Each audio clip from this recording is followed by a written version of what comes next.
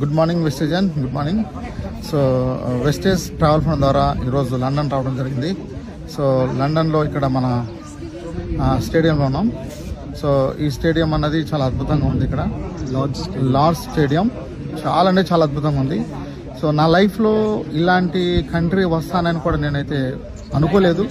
అనుకున్నాను కానీ వస్తానైతే గ్యారెంటీ లేదు. బట్ వెస్టేజ్లోకి వచ్చిన తర్వాత ప్రపంచాన్ని చూడవచ్చు అనే ఒక నమ్మకం క్రియేట్ అయింది. ఫ్రెండ్స్, రావడానికి రీజను వెస్టేజ్లో వర్క్ చేయబట్టి. నేను ఒకటే చెప్తున్నాను, వెస్టేజ్లో కొంచెం కష్టపడదాం.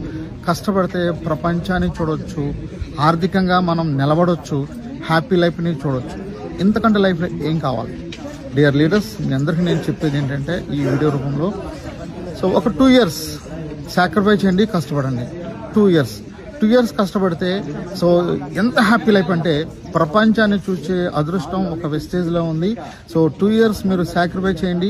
100% వెస్టేజ్ ద్వారా, ట్రావెల్ ఫండ్ ద్వారా హ్యాపీ లైఫ్ని మీరు మీ ఫ్యామిలీతో హ్యాపీగా ఎంజాయ్ చేయొచ్చు. సో మరి నాతో పాటు పవన్ గారు వచ్చారు. పవన్ గారు కూడా మాట్లాడతారు 2 minutes. So good morning leaders. Real చాలా ఎమోషన్కి గురవుతున్నాయి. ఎందుకంటే చిన్నప్పటి నుంచి క్రికెట్ ఫెనాటిక్ని. సో క్రికెట్ మ్యాచెస్ నడుస్తున్నాయి. ముఖ్యంగా ఇంటర్నేషనల్ అంటే తెల్లారుజామున 3 గంటలకు 4 గంటలకు కూడా లేచి క్రికెట్ చూసేవాడిని చిన్నప్పటి నుంచి. ఇప్పటికీ అదే ఉంది. సో అండ్ చాలా ఎమోషనల్గా ఫీల్ అవుతుంది. ఎందుకంటే world's famous cricket stadium Lord's, ఎక్కడైతే 1983లో మన Kapil Dev Prudential World Cup తీసుకున్నారో ఆ ప్లేస్లో ఉన్నాము. సో చాలా ఎక్సైటింగ్, చాలా ఎమోషనల్గా ఫీల్ అవుతున్నా. సో ఈ లార్డ్స్ స్టేడియం ఒకసారి చిన్నగా మీకు రౌండ్ చేసుకున్నాం.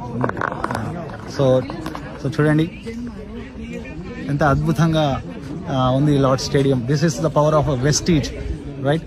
సో ఇంత అద్భుతమైన అవకాశాలు, ఇంత ఎక్సలెంట్ ఆపర్చునిటీస్ ఎక్కడ వస్తాయి చెప్పండి, రైట్? సో అక్కడ మీకు అక్కడ కనిపిస్తుంది కదండి, రైట్?